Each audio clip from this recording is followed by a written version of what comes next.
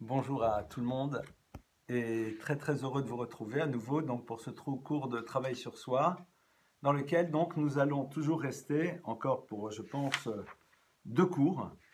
On terminera peut-être demain, c'est possible, je ne sais pas, sur cette notion donc d'apprendre à travailler sur la colère. Alors nous avions donc travaillé hier sur la nécessité de développer la savlanout, c'est-à-dire d'apprendre à supporter, surtout lorsque l'on a une responsabilité communautaire. On s'était beaucoup arrêté ensemble sur ce qui se joue dans l'univers de l'enseignement et de la responsabilité que l'on a de savoir que quand on est face à un enfant, eh bien, notre obligation, c'est de prendre sur nous, de l'accepter malgré toutes les difficultés qu'il peut générer, évidemment même s'il y a des limites, mais de savoir qu'il y a des enjeux qui sont fondamentaux là-dedans. On s'était longuement arrêté là-dessus. Eh bien, non, je réalise, on n'a pas encore complètement terminé, pardonnez-moi, oui, je suis désolé.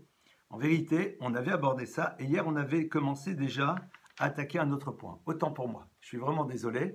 Hier, on avait commencé à attaquer ce fameux texte dans lequel il y a cette fameuse prière de Dieu. Alors, rappelons-nous du thème.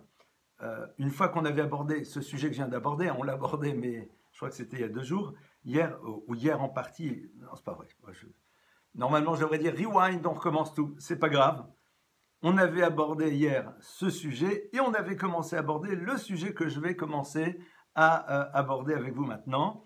C'était comment doit-on faire lorsque l'on est dans une situation dans laquelle le cas est un cas qui est lourd, on va devoir réagir, il n'y a pas le choix, il y a des situations dans lesquelles on va réagir. Comment faire pour qu'au moment où on se doit de réagir, on ne se retrouve pas pris, pardonnez-moi, dans la spirale de la colère. Ça, c'était au fond la question qu'on s'était posée. Sur la base de ça, on avait ouvert ce texte dans lequel on nous dit que Dieu priait tous les jours et que la prière de Dieu, c'est qu'il demande à lui-même que sa miséricorde aille au-delà de sa colère et qu'il aille toujours au-delà de la stricte application de la justice par rapport au peuple d'Israël. Et on avait rapporté cet enseignement aussi, qui est très surprenant, de Rabbi Ishmael ben Elisha, qui est donc un maître du Talmud, qui en même temps est Kohen Gadol et grand prêtre, et qui le jour de Kippour, lorsqu'il rentre dans le Saint des Saints, voit, entre guillemets, la présence divine, qui lui demande de le bénir. Et Rabbi Ishmael ben Elisha dit oui, il n'y a pas de problème, c'est-à-dire quelque part ça lui pose pas de difficulté. Et cette bénédiction, c'est justement redire la même chose, que ça soit un effet de ta volonté Dieu, que ton rachamim, que ta miséricorde aille au-delà de l'attribut de la colère, et que tu juges toujours le peuple d'Israël, l'ifnim meshuratadin, au-delà de la stricte application de la justice. Alors évidemment, on ne va pas, parce que ce n'est pas le sujet de ce cours, essayer de rentrer en profondeur dans c'est quoi cette histoire de Dieu qui prie, mais le point qu'on va juste pouvoir peut-être exprimer et qui est important à savoir par ailleurs, c'est que lorsque Dieu dit à Rabbi Ishmael ben Elisha, bénis-moi, de là nous apprenons un concept qui est fondamental, c'est que la notion de bénédiction, ce n'est pas des louanges, puisqu'on voit que d'aucune manière Rabbi Ishmael ben Elisha est en train de faire des louanges à Dieu. Au contraire, il lui fait une demande. Et de là, nous apprenons, et c'est une idée qui est développée longuement par le Rav Chaim Volojin dans son livre Nefesh HaChaim, que la notion de bénir dans la Torah, c'est avant tout de demander qu'il y ait un développement de l'existant. C'est-à-dire, lorsque l'on cherche à bénir, eh bien, on est dans la demande qu'une chose qui existe aille en se développant. La bénédiction serait le concept du coefficient multiplicateur. Je ferme cette parenthèse, mais la question sur laquelle on s'est arrêté hier, c'était mais pourquoi Dieu se prie à lui-même que la miséricorde aille au-delà de la stricte, aille au-delà de la colère, et pourquoi Rabbi Ishmael ben Elisha, s'inspirant de cette prière que Dieu se fait à lui-même, lui donne la même bénédiction et souhaite que sa miséricorde aille au-delà de sa colère. Pourquoi? Eh bien, Dieu n'avait qu'à dire que la colère ne soit pas présente. Que la colère ne soit pas présente et que Rabbi Ishmael ben Elisha dise, eh bien Dieu, voici ma bénédiction, c'est-à-dire ce que je te demande, c'est que la notion de colère ne soit pas là, point à la ligne. Et de là, nous voyons quelque chose qui est très intéressant. C'est que si Dieu dit que sa miséricorde doit dépasser sa colère, c'est que la colère, à un moment, a sa raison d'être. La colère, à un moment, a sa raison d'être. Et dire à Volbe, Ka'aso shel HaKadosh Baruch Hu yamida doreshet shlemut mibriotav, veide midad rachamav yochla litgalgal al ka'aso. C'est quoi la colère de Dieu, dit-il? Eh bien, c'est le moment où Dieu exige de ses créatures qu'ils soient des êtres, entre guillemets, shalem, c'est-à-dire en harmonie. Parfait, non, mais en harmonie, c'est-à-dire c'est le moment dans lequel Dieu nous remet face à nos incohérences. La colère divine, bien sûr, ne doit pas être comprise comme étant la colère telle que nous la concevons, c'est-à-dire que Dieu se met en colère, puisque ce sont des anthropomorphismes. Qu'est-ce qu'elle veut nous dire? La colère, c'est, comme on l'a vu, la réaction que l'on a face à une situation dans laquelle les choses ne se passent pas comme elles se doivent. Et à un moment, il y a des situations qui peuvent exiger que cette colère soit présente. Pourquoi? Parce que c'est grave. Parce que c'est grave. Parce que tout simplement, ça ne va pas du tout. On sait très bien qu'il y a des situations dans lesquelles ce n'est pas nos émotions qui nous poussent à nous mettre en colère, c'est pas parce qu'on est d'un naturel nerveux, mais c'est parce que c'est inacceptable. C'est inacceptable. Il y a certaines situations qui ne sont pas acceptables. Et à ce moment-là, la colère serait quelque chose d'entendable, parce qu'elle serait une manière de dire que ce qui est en train de se jouer n'est pas dans le domaine du possible. Quand on voit une personne qui trahit, quand on voit une personne qui détourne, quand on voit une personne qui escroque, quand on voit des choses parfois qui ne sont pas possibles, taper du poing et dire c'est inacceptable, c'est cette colère dont on parle. Et je vais vous raconter des histoires, pas des, mais je vais vous raconter à minima une histoire. Vous savez que malheureusement, il y a une période, le peuple juif a vécu pas mal de périodes lourdes. Malheureusement dans son histoire, aussi des périodes exceptionnelles, mais le peuple d'Israël, ok. On a vécu une période qui s'appelait la période des cantonistes. Alors la période des cantonistes, ça se passe en Russie. C'est le moment où le tsar de toutes les Russies a décidé que les Juifs devaient donner pour l'armée russe des enfants qui allaient devenir ce qu'on appelle les cantonistes, c'est-à-dire qui étaient pris à leur famille à l'âge de 8-9 ans, oui, de 8-9 ans, et qui allaient rester dans l'armée russe jusqu'à l'âge de 25 ans durant. C'est-à-dire que quand ils sortaient, vous pouvez imaginer déjà le déchirement avec leur identité, le déchirement avec leur famille. Ça, c'était les cantonistes et ça existait en Russie. Et c'était dramatique, dramatique. Et ils allaient dans toutes les villes et dans tous les villages surtout. Et ils exigeaient leur quota. Et il y a des histoires dans lesquelles des présidents de communautés, voyant qu'on allait venir pour prendre des enfants, eux-mêmes ayant des enfants de bas âge, de 8-9 ans qui pouvaient être pris, eh bien, allaient récupérer les enfants de veuves, des petits orphelins, et disaient à l'armée du tsar, les voilà, ils sont là. Alors que eux, normalement, choisissaient qui ils voulaient. Quand vous voyez que on prend les enfants des veuves, lorsque vous voyez que l'on prend des enfants d'orphelins pour protéger ses propres enfants, d'un autre côté, on ne pourra pas les juger parce que ça devait être très compliqué. Eh bien, à ce moment-là, on peut imaginer la colère de certains maîtres qui ont dit, mais de quel droit? De quel droit vous décidez que c'est cet enfant plutôt que l'autre? Évidemment, on peut comprendre la souffrance et la complexité, et c'est un peu le choix de Sophie, quoi. C'est dramatique. Mais il y a des situations dans lesquelles, attention, il y a des choses qui ne sont pas possibles, qui ne sont pas acceptables. Dans ces situations-là, on peut imaginer que la colère, elle a sa raison d'être. Et la colère de Dieu, disent nos maîtres, c'est quand Dieu, à un moment, interpelle l'individu et lui dit « Mais je ne comprends pas. Mais tu n'es pas cohérent. Tu dis que d'un côté, tu crois en moi et tu valides cette Torah que j'ai transmise, et par ailleurs, tu la méprise. il y a un problème. Cette colère, ça ne veut pas dire nécessairement qu'il y aura sanction. Cette colère, ce n'est pas, comme on peut le comprendre et l'imaginer, une forme de violence. Mais c'est une réaction face à quelque chose qui ne va pas. Ça ne va pas. Est-ce que tu tends moins vers la cohérence? Ou est-ce que tu as construit un système dans l'incohérence? Parce que si tu tends dans la cohérence, si tu tends vers la cohérence, alors cette tension vers la cohérence, elle durera 1 an, 2 ans, 3 ans, 5 ans, 10 ans, 15 ans, 20 ans. Mais tu vas dans une direction. C'est-à-dire qu'au plus profond de toi-même, tu es convaincu que tu dois être à l'écoute de la parole divine. Maintenant, ta vie fait que ce mouvement prend du temps. Il n'y a aucun problème. Mais au moins, dans cette tension dans la cohérence, tu es déjà dans une certaine forme d'harmonie.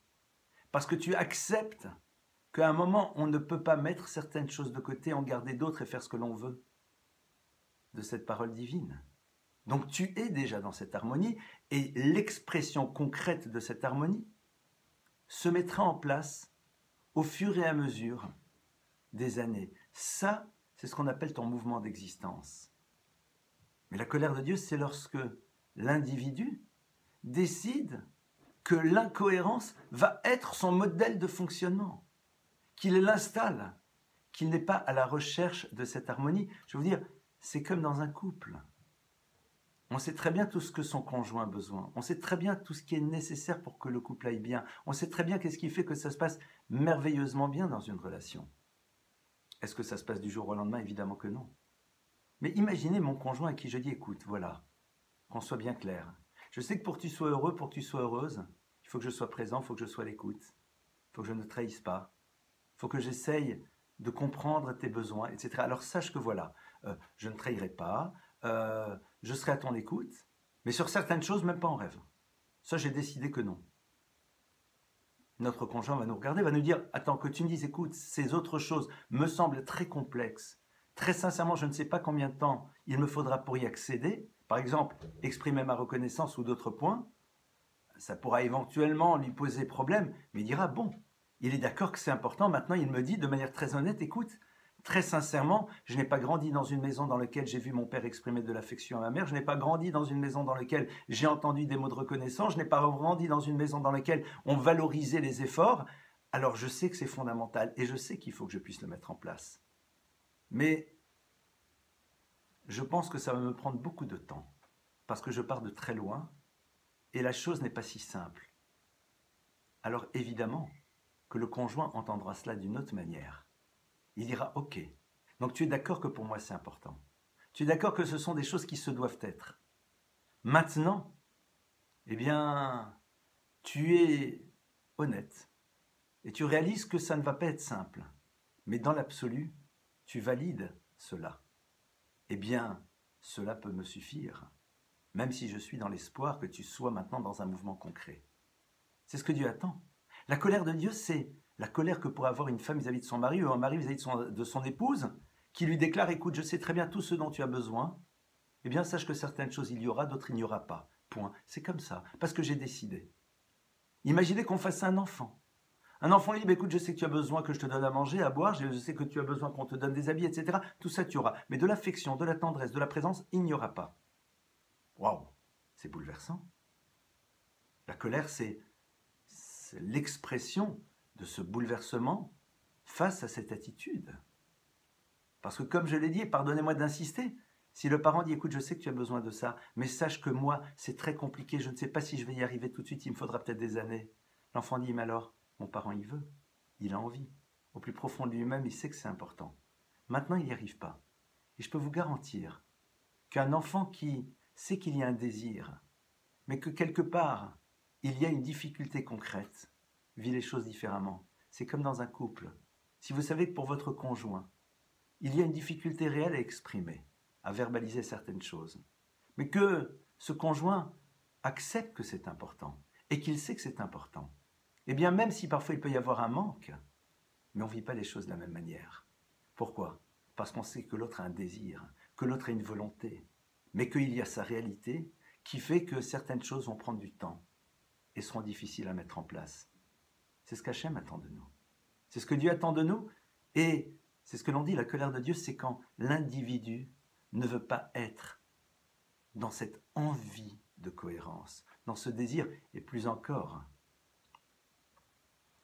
Cette colère de Dieu qui, pour exprimer, on utilise des termes qui sont à notre niveau, qui au niveau du divin n'ont pas du tout le même sens, c'est un petit peu la déception d'un parent qui en plus a proposé à l'enfant de faire un certain nombre de choses en lui disant « tu sais, tout ce que je te demande de faire, c'est parce que ça va être le meilleur moyen pour toi de réussir et d'être heureux.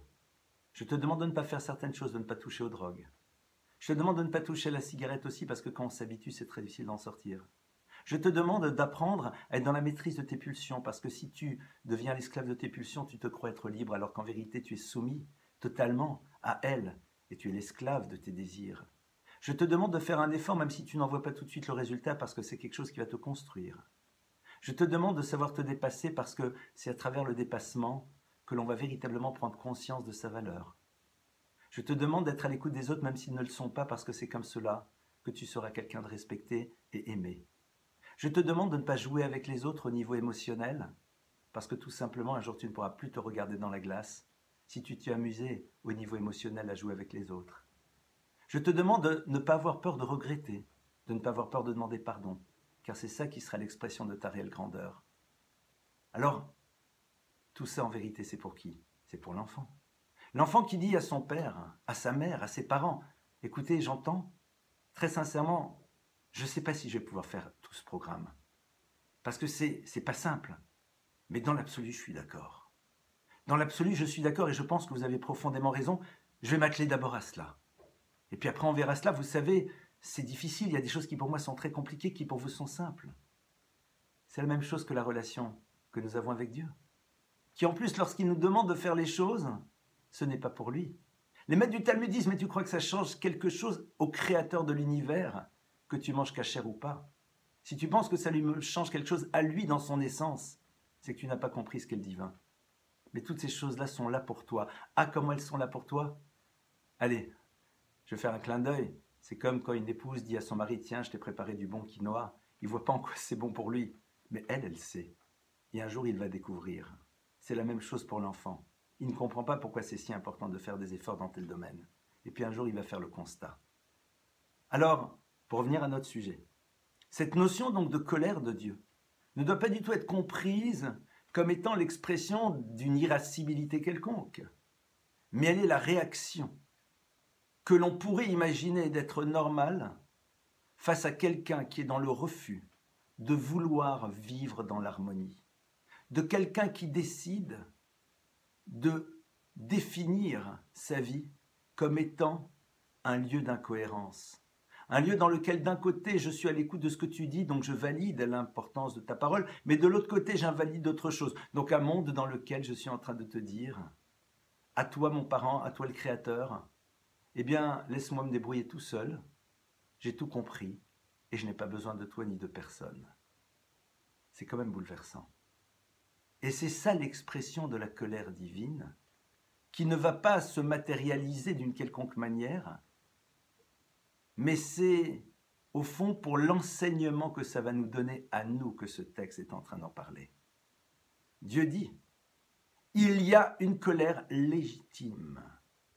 Il y a un sentiment de colère qui n'est pas, comme je l'ai dit au début, l'incapacité d'être dans la maîtrise de ses émotions, parce que ça, c'est pas de la colère, c'est du craquage, c'est de l'animalité presque. C'est le moment dans lequel on se doit de dire, mais c'est pas possible, c'est pas normal. On tape du poing sur la table. Il y a des choses, ce n'est pas possible.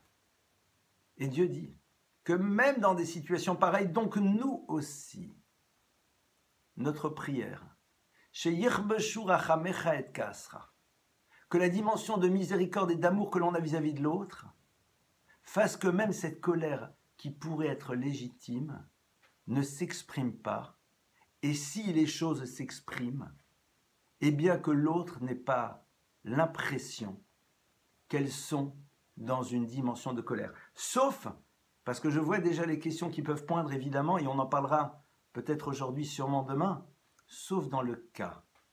On se rend compte que taper du poing sur la table est nécessaire pour que la personne qui est en face de nous prenne la mesure de ce qui est en train de se jouer.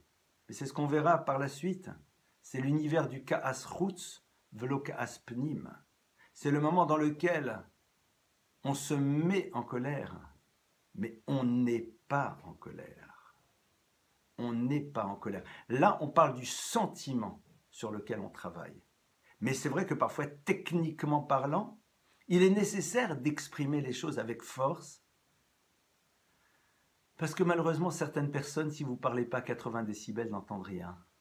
C'est comme les larmes, quoi. Tant que je ne pleure pas, il n'entend pas. Le il, c'est le conjoint, hein, ça peut être dans les deux sens, même si parfois c'est plus d'un côté que de l'autre, mais c'est le même concept. Ça, on en parlera par la suite.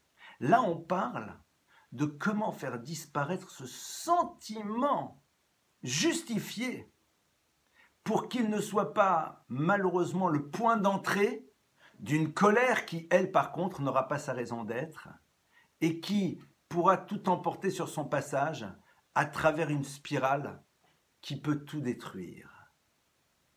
Comment fait-on pour que ce sentiment que l'on peut légitimer puisse ne pas être là, et quand il émerge, comment faire pour que ce sentiment soit calmé, que l'on arrive à faire en telle sorte qu'il ne soit pas présent à l'intérieur de nous. Comment fait-on? Eh bien, c'est là où il y a cette prière. Yehi ratzon milfanecha, shirbeshu rachamai et kasai. Dieu dit que l'amour que j'ai, la miséricorde, soit comme l'explique le Rav Wolbe, shtifat rachamim et akas, le fait qu'il y ait comme une forme de torrent, de fleuve, de pitié, de miséricorde, d'amour de l'autre, qui viennent et qui emportent littéralement cette colère. C'est-à-dire que le sentiment de bonté, de miséricorde et d'amour, et on va y revenir dans quelques instants, soit l'élément qui nous permette, même si ce sentiment a émergé, de faire en telle sorte qu'il se calme, et que même si par la suite nos paroles auront besoin d'être exprimées de manière forte, nous nous mettrons peut-être en colère, mais nous ne serons pas en colère pour justement être dans la maîtrise permanente des choses. Et on verra même par la suite que se mettre en colère, c'est aussi toute une technique, mais ce n'est pas le sujet maintenant. Comment est-ce qu'on fait? Regardons le verset d'abord. Lorsque le peuple d'Israël met en colère Dieu, de manière bouleversante, c'est-à-dire que lorsque le peuple d'Israël va faire le veau d'or, sous l'influence du Erev Rav, eh bien, là, à ce moment-là, Moïse prie. Il utilise toutes ses ressources pour sauver le peuple juif. Et il dit à un moment, Ve'ata yigdalna koach Hashem, Hashem Hashem kel rachum vechanun. Il dit, et maintenant, yigdalna koach Hashem, que s'exprime et que soit agrandi koach Hashem, ta véritable puissance, que ta force, et bien que elle s'agrandisse. C'est quoi ce que Moïse définit comme étant koach Hashem? Hashem, Hashem, kel rachum vechanun. Dieu, Dieu, de miséricorde, de bonté, d'amour, qui est capable d'attendre, qui est capable de ne pas sanctionner, qui est capable... Il dit voilà, que ça soit ça qui émerge. C'est-à-dire que le verset est en train de nous apprendre que Moïse dit à Dieu, voilà, c'est cet élément-là qui doit émerger, c'est la prière de Dieu. Alors, vous savez qu'on nous demande d'être à l'image de Dieu. Le verset nous demande d'être à l'image de Dieu. Mais comment est-ce qu'on a l'image de Dieu, disent nos maîtres? En l'imitant, si on peut s'exprimer ainsi, au niveau de ce que j'appellerais des traits de caractère. C'est-à-dire que lorsque la Torah nous parle de la miséricorde, de l'amour, de la bonté de Dieu, évidemment qu'au niveau du divin, c'est pas simple à appréhender. Mais elle nous dit, tu veux lui ressembler? Eh bien, installe dans ton existence tous ces traits de caractère et fais-les exister de manière réelle. Ça veut dire quoi? Ça veut dire que la Torah, en m'invitant à cela, est en train de me révéler que j'ai cette capacité en tant qu'être humain, que nous avons tous cette capacité en tant qu'être humain, parce que sinon, elle ne nous le demanderait pas. La Torah est en train de nous révéler que nous possédons cette capacité, qu'elle fait partie de nous-mêmes. Et donc, que nous pouvons nous aussi activer ce torrent d'amour de miséricorde, qui nous permettra peut-être, si c'est nécessaire, de nous mettre en colère, mais de ne pas être en colère, de faire en telle sorte que cette colère que l'on peut justifier dans certaines situations ne soit plus présente à l'intérieur de nous. Alors, la question elle est la suivante. Comment est-ce qu'on fait? Comment est-ce qu'on fait pour développer cela à l'intérieur de nous?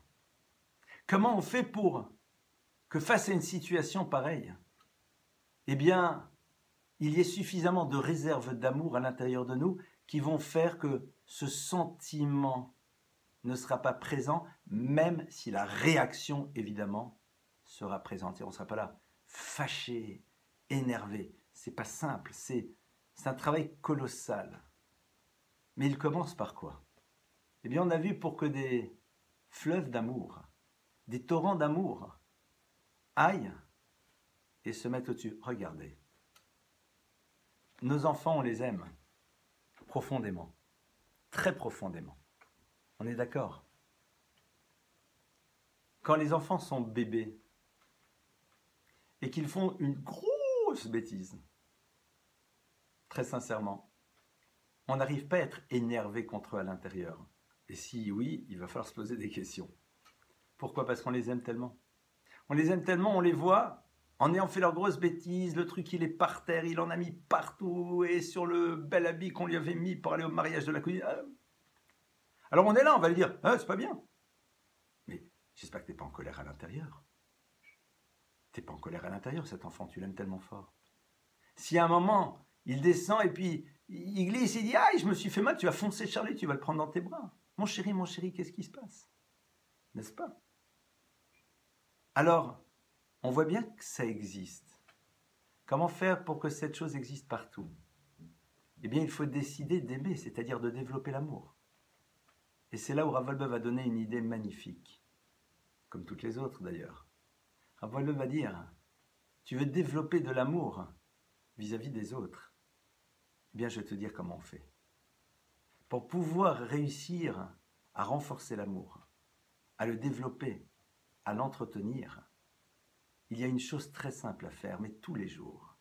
C'est de prier pour l'autre, de prier pour lui, de prier pour l'autre.